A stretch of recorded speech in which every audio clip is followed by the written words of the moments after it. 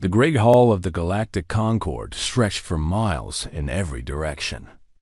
Its ceiling disappeared into darkness, and strange lights floated in the air like captured stars.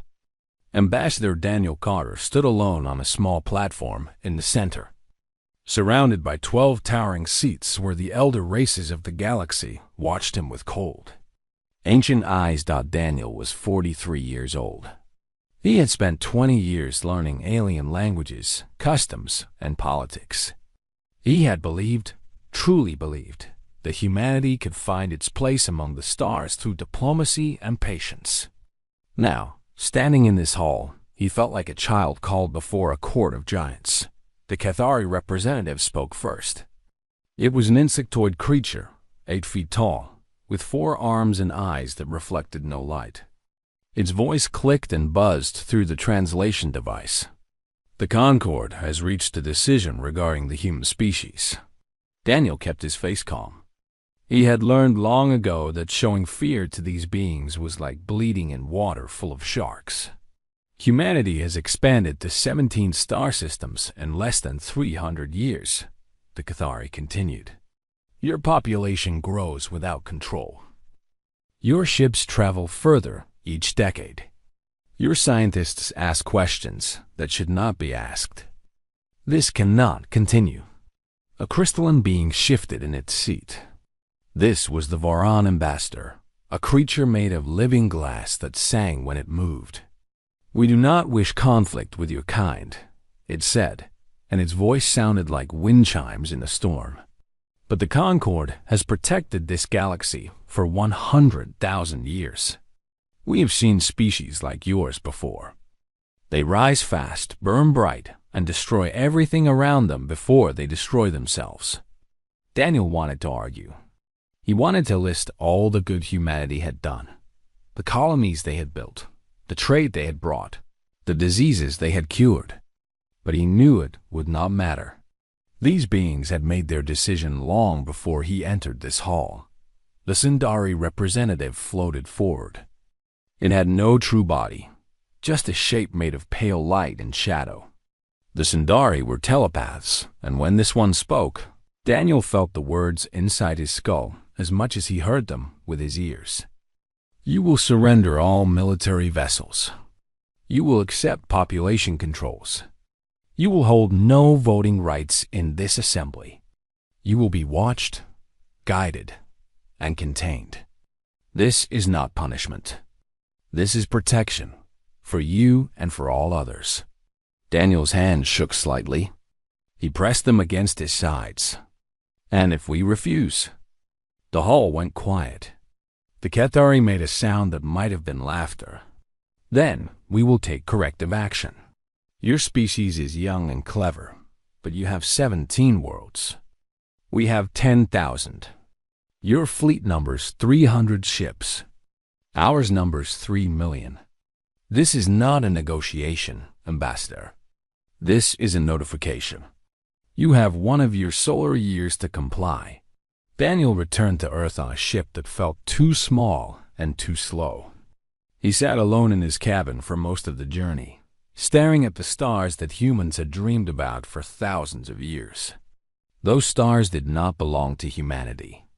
They never had. The elder races had simply allowed humans to borrow them for a while. When he landed, he went straight to the Emergency Council. President Nathan Cole sat at the head of a long table, his face gray with stress. Admiral Lisa Morgan stood near the window, her arms crossed, her jaw tight with anger. Around them sat generals, scientists, and politicians, all speaking at once. We can fight, Admiral Morgan said. Our ships are faster. Our weapons are newer. We can make them pay for every system they try to take. And then what? Asked a senator whose name Daniel could not remember. They have 3 million ships. We have 300. The math does not work. The math never works against empires, Morgan replied. But empires can bleed. They can get tired. They can decide that the cost is too high. President Cole raised his hand, and the room went silent. Daniel, he said, you were there. You saw them. What do you think? Daniel took a long breath. I think they are afraid of us, he said. Not because we are strong, but because we are unpredictable. They have ruled this galaxy for 100,000 years. They have seen everything, done everything, controlled everything. And then we appeared, and we did not follow their rules. We grew too fast. We asked too many questions. We did not bow low enough. He paused. They are not evil. They are just old. And old things fear change more than anything else. So we cannot win, Cole said. Not in a war. Not in negotiation. Not in any game they control. The room fell into heavy silence. Then a door opened, and a man walked in that Daniel did not recognize. He was old, maybe 70, with white hair and eyes that seemed to look through walls. He wore a simple gray coat and carried no papers or devices. This is Dr. Kevin Brooks, President Cole said. He has been working on something classified. Something that might give us another option. Dr. Brooks did not smile or shake hands. He simply looked at each person in the room, one by one, as if measuring them. Then he spoke in a voice that was soft, but carried to every corner. I have spent 30 years studying the fabric of space itself, he said. Not how to travel through it, but how to fold it. How to create spaces that exist beside our universe, but are not part of it. Pockets, dimensions, places that cannot be seen, cannot be reached, cannot be touched by anyone who does not know they exist. Admiral Morgan frowned. You are talking about hiding. I am talking about disappearing, Brooks replied. Completely, utterly. We give them what they want. We pull back to Earth. We let them think they have won. And then, slowly, quietly, we move everything that matters into places they cannot find. Our people, our cities, our ships, our future. He looked at President Cole. They want us contained. Let us be contained. Let us be so contained that we vanish from their sight entirely. And then, in the darkness they cannot see, we grow. President Cole stood up slowly. He walked to the window and looked out at the city below, at the millions of people who did not yet know that their world had changed forever. Then he turned back to the room. Prepare the message, he said. Tell the Concord we accept their terms. All of them. Admiral Morgan's face went pale. Sir, you cannot be serious. I am completely serious, Cole replied. We are going to give them exactly what they asked for. And then we are going to become something they never imagined. He looked at Dr. Brooks. How long do you need? 5 years to build the foundation. 10 to make it permanent. 20 to make it unstoppable. Cole nodded. Then we have work to do. And the galaxy will never see us do it. The message went out the next day. Humanity accepted. Humanity surrendered. Humanity retreated. And in the shadows, something new began to grow. Commander Samantha Wells stood on a hill overlooking New Eden, the largest city on Kepler 442b. 2 million people had built their lives here over 3 generations. Children had been born here who had never seen Earth, who called this alien sky with its orange sun their home. Now those same children walked in long lines toward transport ships, carrying bags and toys and confused expressions. A little girl stopped near Samantha and looked up at her with wide eyes. Why do we have to leave? She asked. Did we do something wrong? Samantha knelt down to meet the girl's eyes. She wanted to explain about politics and empires and fear, but the girl was maybe 6 years old. There were no words that would make sense. Sometimes, Samantha said carefully, we have to leave a place we love so we can find a place that is even better. It does not mean we did anything wrong. It just means we are going somewhere new. The girl thought about this for a moment. Then she nodded and walked on, holding her mother's hand. Samantha watched her go. Then she looked up at the sky, where Cathari scout ships circled like vultures, watching, recording, making sure the humans kept their promise. She wanted to spit at them. She wanted to scream. But she didn't either. She simply turned and walked back to her duties, because that was what soldiers did when the world fell apart around them, across the galaxy. The same scene repeated on 16 other worlds. Humans packed their lives into boxes and crates. They said goodbye to homes they had built with their own hands.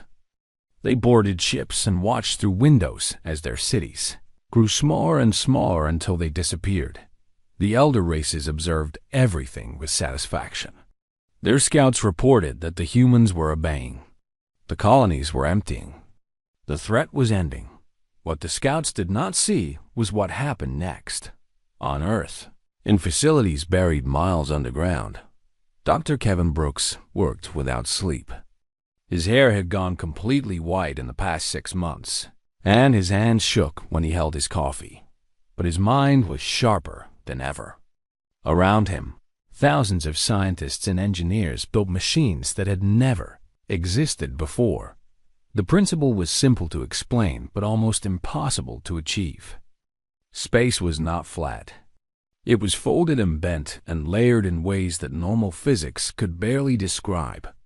Between those layers were gaps, tiny spaces where nothing existed. Dr. Brooks had found a way to make those gaps bigger. Much bigger. Big enough to hold a city. Big enough to hold a world.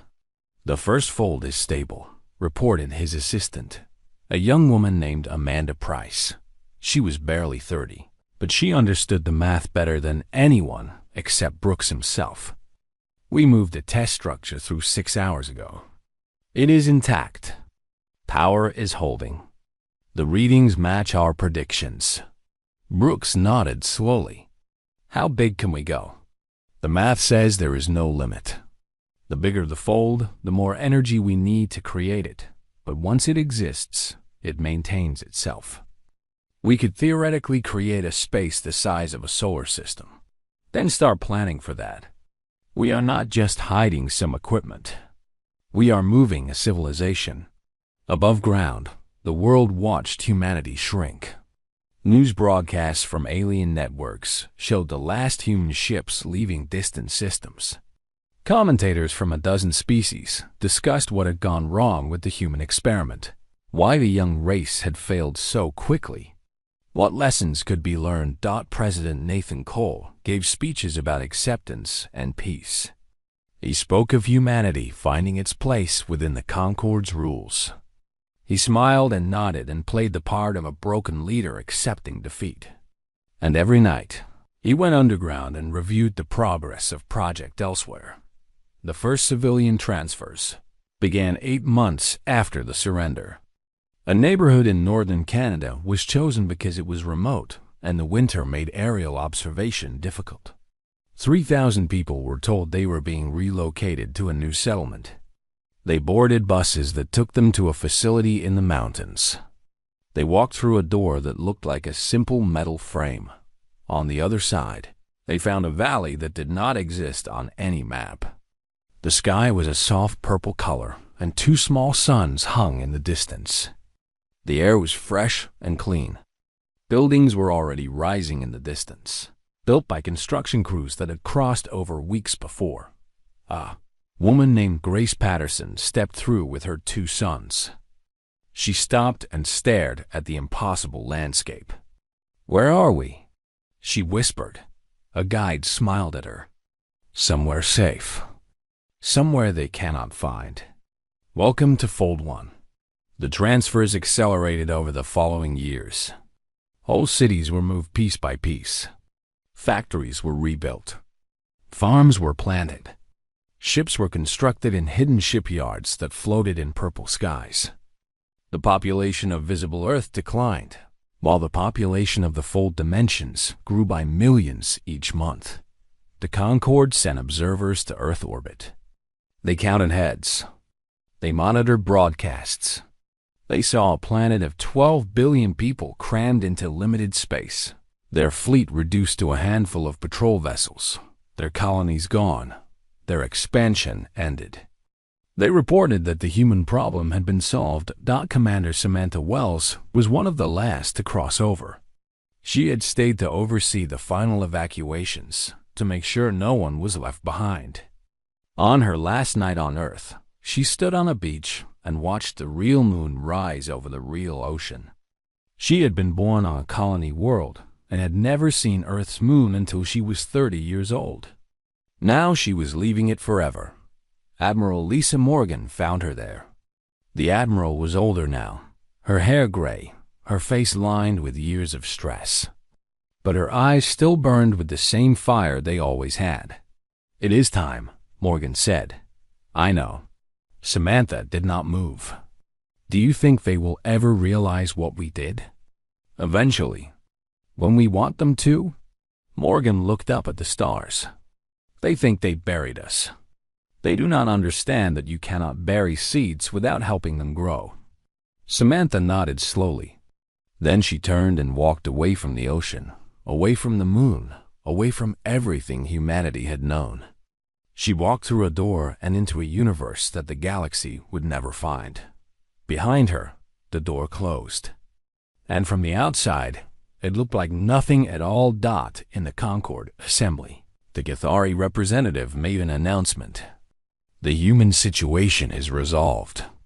They have complied with all requirements. They are contained and controlled. This matter is closed." The other races agreed.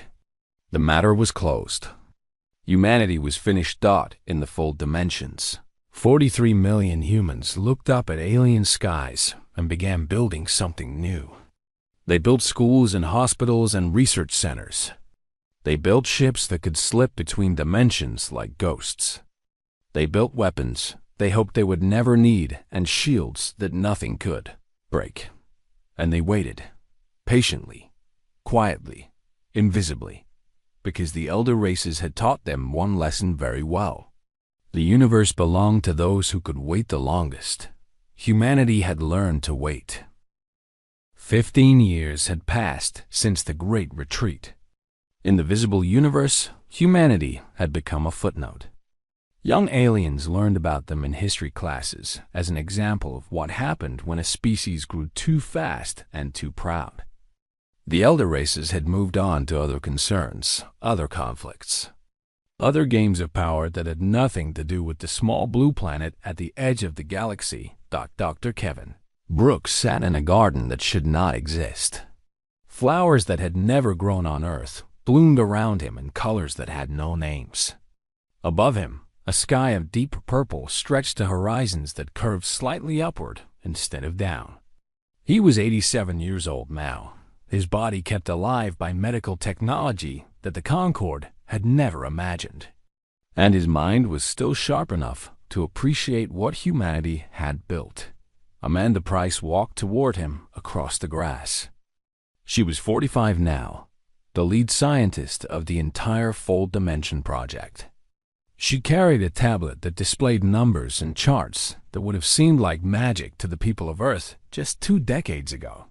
"The 17th fold is complete," she said, sitting down beside him. "Population transfer is finished. Total human population across all dimensions, 43 billion. Brooks smiled softly. 43 billion.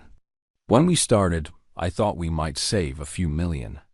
Enough to preserve our species. Enough to keep the flame burning." He shook his head slowly. "I never imagined this." "You gave us the door," Amanda said. "We just kept walking through it." In orbit around Fold 7, Captain Ryan Mitchell stood on the bridge of the stealth vessel Quiet Thunder. It was one of 3,000 ships in the Shadow Fleet, vessels designed to slip between dimensions without being detected. They could enter normal space, observe for hours, and vanish without leaving a trace. "Report," Mitchell said to his crew. His sensor officer, a young man named Peter Collins, pulled up a display. Cathari battle group moving through Sector 9. 47 warships. They are heading toward the Varam border. Another border dispute? Looks like it. 3rd one this year. The Concord is falling apart, Captain. They spent so long worrying about us that they forgot to worry about each other. Mitchell nodded. The irony was not lost on him. The elder races had forced humanity into hiding because they feared what humans might become. Now, without that common enemy to unite them, the ancient alliances were crumbling. The Githari and Varan had been rivals for 50,000 years. The Sundari trusted no one. The smaller races were growing restless under the weight of empires that treated them like children. "Continue observation," Mitchell ordered. "Log everything. We watch. We do not interfere." Not yet. The quiet thunder slipped back into fold space and vanished from the universe, on the hidden world of New Promise, the largest human city in the fold dimensions. A young engineer named Derek Palmer was about to change everything. He worked in a research facility that specialized in dimensional physics, the science of understanding how fold space connected to normal space. For 3 years, he had been studying the barriers between dimensions, trying to understand their limits. Today, he found something impossible. "It works," he whispered, staring at his screens. "It actually works." His supervisor, Dr. Rebecca Santos, looked up from her own work. "What works?" Derek turned to face her, his eyes wide with a mixture of excitement and fear. "I found a way to project matter from fold space into normal space, instantaneously. No ship required. No portal. We can send anything, anywhere, at any time." Rebecca went pale.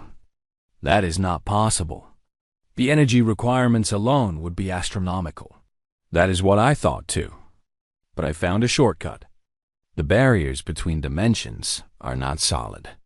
They are more like membranes. If you know the right frequency, the right resonance, you can push through them without breaking them. The energy cost is almost nothing." Rebecca sat down slowly. Her mind raced through the implications. With this technology, humanity could place a ship in orbit around any planet in the galaxy without warning. They could send supplies to any location. They could send weapons. They could appear anywhere and vanish just as quickly. "Does anyone else know about this?" she asked. "Not yet. I wanted to be sure before I reported it. Keep it that way. This goes directly to the Council. No one else." 3 days later, Derek Palmer stood before the Hidden Council, the governing body of Fold Humanity. President Maria Santos, a distant relative of his supervisor, listened as he explained his discovery. Admiral Lisa Morgan, now 82 years old, but still commanding the Shadow Fleet, leaned forward with intense interest. Scientists and military leaders asked questions he could barely answer fast enough. When he finished, the room was silent for a long moment. Admiral Morgan spoke first. "How soon can this be operational?" 6 months for small-scale projection. A year for anything larger than a shuttle. 2 years for full fleet deployment. Morgan turned to President Santos. "This changes everything. We are no longer just hiding. We are everywhere. We can strike anywhere, support anyone, stop anything. Without warning. Without detection." President Santos raised her hand for silence. "We did not build this civilization to become conquerors. We built it to survive. This technology gives us options, not obligations. We will develop it carefully. We will test it thoroughly. And we will use it only when absolutely necessary." Far away, in normal space, the Sindarseers were having nightmares. Their telepathic abilities let them see glimpses of possible futures, threads of probability that stretched across time. For thousands of years, those threads had been clear and predictable. The galaxy followed patterns. Empires rose and fell in cycles. Nothing truly surprised them, but now the threads were breaking. There were holes in the future, dark spaces where nothing existed. The seers reached toward those spaces and found only silence. Something was out there, something vast and growing, and they could not see it at all. The Sundari ambassador brought his concerns to the Concord assembly. "There's a void in our visions," he said, his form flickering with distress. "Something is hiding from us. Something we cannot perceive." The Cathari representative clicked with impatience. "Your visions are not science. They are guesswork dressed in mysticism.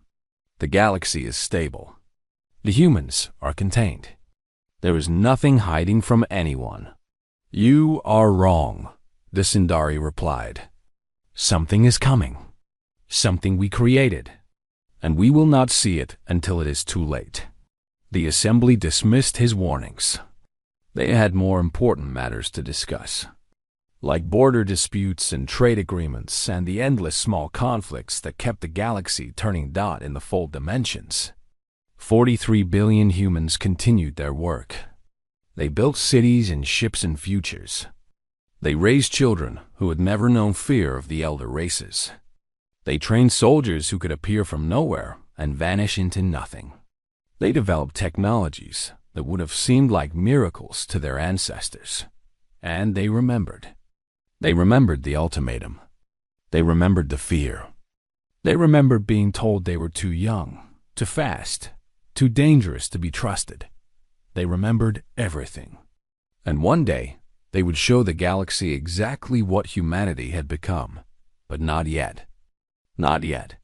Patience was the greatest weapon of all, and humanity had learned to wield it perfectly. The war between the Cathari Empire and the Varan Collective began over a nebula that neither species truly needed. It was a matter of pride, of ancient grudges, of empires that had grown so old they had forgotten how to do anything except compete. The first shots were fired on a Tuesday, and by Wednesday, 3 star systems were burning. The Galactic Concord called emergency sessions. Ambassadors made speeches about peace and restraint. None of it mattered. The Cathari and Varan had been waiting for this fight for 10,000 years, and nothing would stop them now. Admiral Lisa Morgan watched the war unfold from a hidden observation post in Fold space. She was 92 years old, her body supported by machines that monitored her heart and fed medicine into her blood. But her mind was still sharp, and her eyes still held the same fire that had burned in them when she was a young captain fighting pirates in the outer colonies. Casualty projections? She asked. Lieutenant Christopher Grant, her aide, pulled up the data. If the war follows historical patterns, we are looking at roughly 4 billion deaths over the next 50 years. Most of them will be civilians on border worlds. Neither empire cares much about collateral damage. Morgan nodded slowly. She had seen the elder race's idea of war before. They did not fight like humans, with quick strikes and decisive battles. They fought like glaciers, grinding against each other for decades, crushing everything between them. And the other species? Staying neutral mostly. The Sundari are in isolation. The smaller races are terrified. Nobody wants to get between 2 empires this size.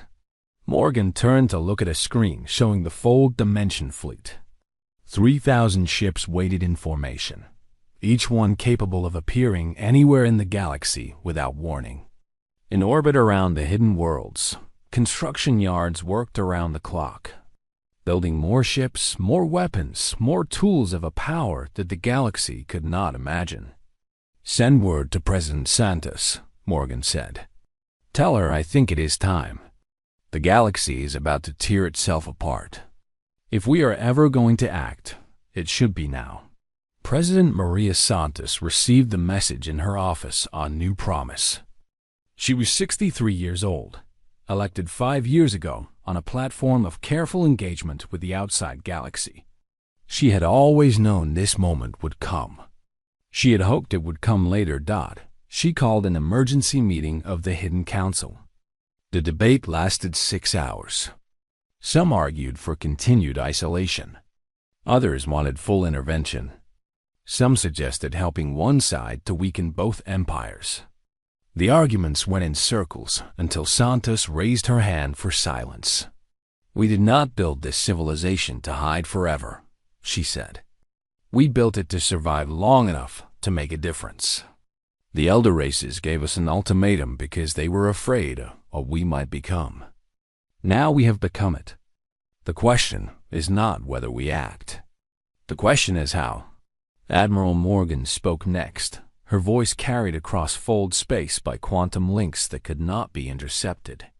I propose a demonstration. Not an attack. Not an invasion. A simple show of what we can do. We stop this war without firing a single shot.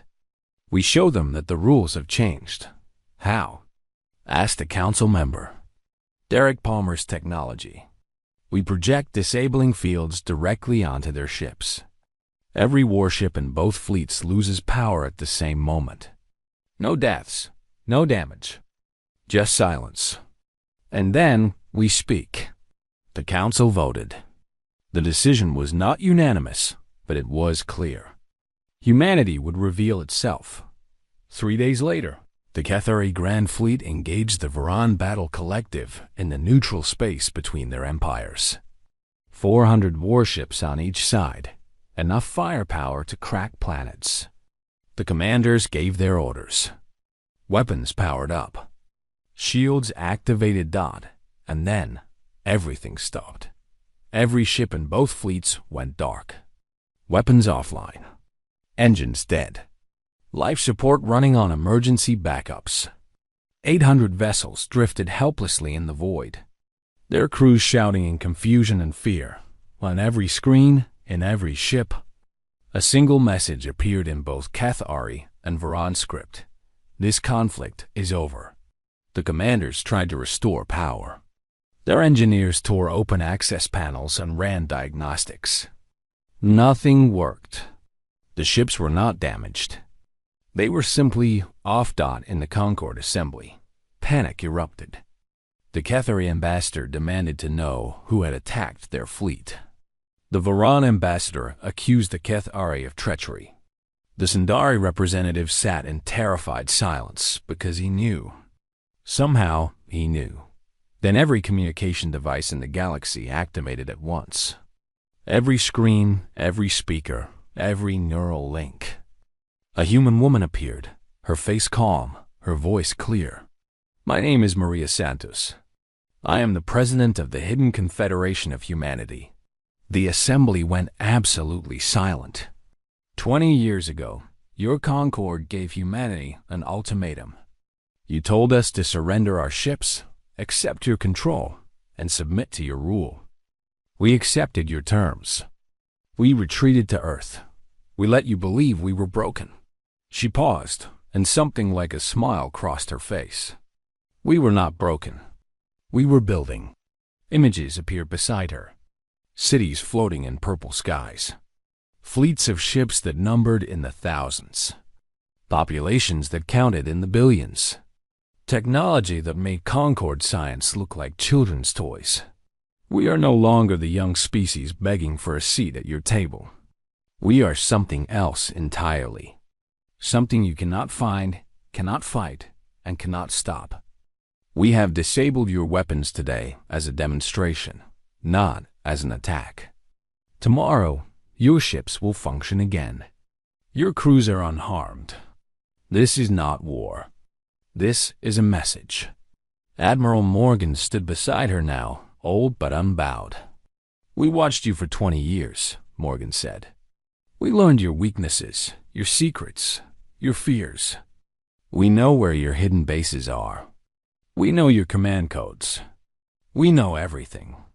And we chose not to attack. We chose not to conquer. We chose to wait. President Santos spoke again. But our patience has limits. This war between the Cathari and Varan will kill billions of innocents. We will not allow it. This conflict ends today. If either side fires another shot, we will disable your entire military infrastructure permanently. Not for a day, forever. She leaned forward slightly, and her voice hardened. The next time you raise your hand against any species, the next time you issue ultimatums to the weak, the next time you treat the galaxy as your property to do with as you please, we will be watching. And we will act. Not with threats, not with warnings, simply with action. You will wake up one morning and find that your power is gone, and you will never know how we did it. The transmission ended. The screens went dark, and the galaxy was silent. In the Cathari flagship, Commander Zethkar stared at the blank screen for a long moment. Then he turned to his crew. Restore power. Set course for home, sir? His first officer asked. The battle is over. Zethkar clicked his mandibles in something that might have been resignation. The battle is over. The war is over. Everything is over. We just did not know it until now. Across the void, the Voron flagship made the same decision. 800 ships slowly powered back to life, their weapons untouched but their crews shaken to their cores. They turned away from each other and headed home. In the full dimensions, humanity watched and waited. They did not celebrate. There was nothing to celebrate. They had revealed themselves to the galaxy, and nothing would ever be the same. Admiral Morgan sat down heavily in her chair. Lieutenant Grant brought her water, and she drank it slowly. Do you think they will listen? Grant asked. Morgan looked at the screens showing the retreating fleets. For now, fear is a powerful teacher, but fear fades. Eventually, they will test us again. She smiled grimly. And when they do, we will be ready. We will always be ready. That is what they taught us, after all. They just did not expect us to learn so well. The galaxy had changed in a single moment. The rules that had governed it for 100,000 years were gone. A new power had emerged from nowhere, from nothing, from the empty spaces between stars. And humanity was just getting started. The Galactic Concord did not survive the revelation. Within a year of humanity's announcement, the ancient alliance that had ruled the galaxy for 100,000 years had shattered into pieces. The Cathari withdrew entirely, retreating to their core systems and sealing their borders. The Voron collective fragmented into a dozen smaller factions, each claiming to be the true inheritors of their crystalline legacy. The Sindari vanished into isolation, their seers driven to madness by their attempts to see into fold space. The smaller species, those who had lived under the shadow of the elder races for millennia, began to stir. They had watched the great empires humiliated by a species they had been taught to despise. They had seen the mighty brought low by the weak, and they began to wonder what else they had been lied to about. Ambassador Daniel Carter returned to Villa Prime 1 year after President Santos's broadcast. He was 73 now, his hair white, his face lined with decades of worry and work. But he walked with the confidence of a man who finally understood his purpose. The great hall of the former Concord Assembly was nearly empty. Only 4 species had sent representatives. The towering seats of the elder races sat vacant, gathering dust. The lights that had once floated like captured stars were dim and flickering. Daniel stood on the same platform, where he had received the ultimatum decades ago. He looked around at the remnants of an empire that had thought itself eternal. "Thank you for coming," he said simply. The Voron representative, a young crystalline being named Kiro, spoke first. Her voice chimed with uncertainty. "Why are we here, Ambassador? What does humanity want from us?" Daniel smiled. It was the same smile he had worn when he first came to this chamber as a nervous young diplomat. But now it carried the weight of everything humanity had become. "That is a fair question. The galaxy has spent the past year wondering the same thing. You have watched us appear from nowhere, stop your greatest war, and vanish again. You have sent ships to find us and found nothing. You have tried to break our communications and failed. You have had a year to imagine the worst." He paused, letting the silence stretch. "But we are not here to rule you. We are not here to punish you. We are not here to demand tribute or submission or anything else the elder races might have wanted. He spread his hands wide. "We are here to offer you something they never did. A choice." A Mendari diplomat, representing one of the smaller species that had been oppressed for generations, leaned forward. His name was Tovis, and his people had dreamed of freedom for centuries. "What kind of choice?" "A new galactic assembly," Daniel replied. "One where every species, young or old, powerful or weak, has an equal voice. One vote per species. No vetoes. No special privileges. No ultimatums." He looked at each of the representatives in turn. "Humanity will provide protection for any world that joins. We will share technology freely. Medical advances that can extend your lives. Energy systems that will never run out. The knowledge we have gained in 20 years of development without restriction." Kirill's crystalline body sang with surprise. "Why would you do this? You could rule the galaxy. Your technology is beyond anything we possess. Why share it? Why give others power when you could keep it for yourselves?" Daniel walked slowly across the platform, his footsteps echoing in the empty hall. "Because we remember what it was like to be where you are now. 20 years ago, I stood in this very chamber and was told that my species was too young, too dangerous, too unpredictable to be trusted. We were given no voice, no rights, no future except what the elder races allowed us. And it was wrong. Not because we were special. Because every species deserves the chance to grow, to learn, to become whatever they have the potential to become." He stopped and faced them directly. "The Concord failed because it was built on fear. Fear of change. Fear of the young. Fear of anything different. That fear turned to control, and control turned to stagnation, and stagnation turned to collapse. We have no interest in repeating their mistakes. We want partners, not subjects. Allies, not servants." Tovis spoke again, his voice trembling with emotion. "My people have waited 5,000 years for someone to say those words. We thought they would never come.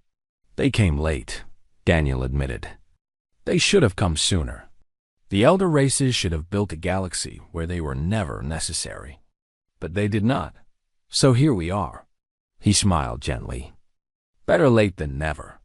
The negotiations took months. Species that had never spoken to each other found themselves sharing tables and arguments and, eventually, understanding. The fold dimensions opened, just slightly, allowing representatives to see what humanity had built. They walked through cities that floated in impossible skies. They saw children playing in parks beneath purple suns. They met humans who welcomed them with open arms and asked nothing in return except friendship. The new Galactic Assembly was formed 1 year later. 47 species signed the founding charter. More joined each month. Humanity did not lead the assembly, not officially. They held one vote like everyone else. But everyone knew who had made it possible. Everyone knew who watched from the spaces between spaces, ready to act if the old patterns returned. On the anniversary of the Assembly's founding, President Maria Santos gave a speech that was broadcast across the galaxy. 100,000 years ago, the first starfaring species looked up at the universe and saw infinite possibility. They built empires that spanned galaxies. They developed technologies that seemed like magic. They conquered, controlled, and counted themselves masters of all they surveyed. She paused, and somewhere along the way, they forgot why they had reached for the stars in the first place. Not for power, not for control, but for wonder, for the simple joy of discovery, for the dream that there might be others out there, different from themselves, but equally deserving of the chance to exist. She looked directly into the camera, her eyes bright with conviction. Humanity did not build our hidden civilization to escape the galaxy. We built it to survive long enough to return with something the elder races had lost. Not weapons, not ships, not technology, hope. The hope that the universe is big enough for everyone. The hope that difference is not a threat but a gift. The hope that the future is not written by the powerful alone, but by all who have the courage to dream of something better. In the fold dimensions, 50 billion humans watched her speak. Some had been born there, knowing no other home. Others remembered Earth, remembered the fear, remembered the Great Retreat. All of them felt something shift in their hearts. They were no longer refugees. They were no longer hiding. They were something new. Something the galaxy had never seen. Admiral Lisa Morgan died peacefully 3 months after the Assembly's founding. She was 94 years old, and she went in her sleep, surrounded by officers who had served with her for decades. Her last words were reported to be, "We did it. We actually did it." Commander Samantha Wells, now a grandmother herself, attended the memorial. She stood before the honor guard and spoke of a woman who had refused to surrender when surrender seemed like the only option. A woman who had believed in humanity when humanity had stopped believing in itself. A woman who had taught them all that patience was not weakness. It was strength that had learned to wait. Dr. Kevin Brooks had died years before, but his legacy lived on in every fold dimension, every impossible sky, every world that existed in the spaces between spaces.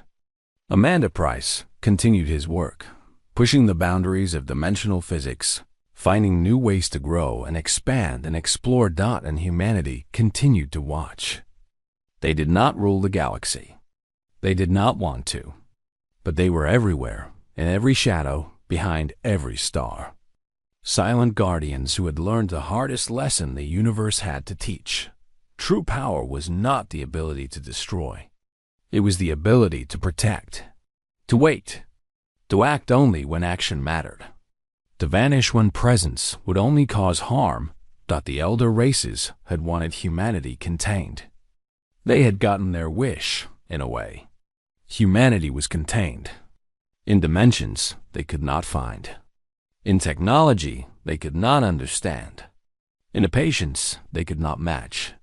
The universe was vast and old and full of wonders. And somewhere in the spaces between spaces, humanity continued to grow, quietly, invisibly, forever ready, not as conquerors, not as rulers. Simply as guardians of a future that belonged to everyone. And the galaxy, for the first time in 100,000 years, began to dream again.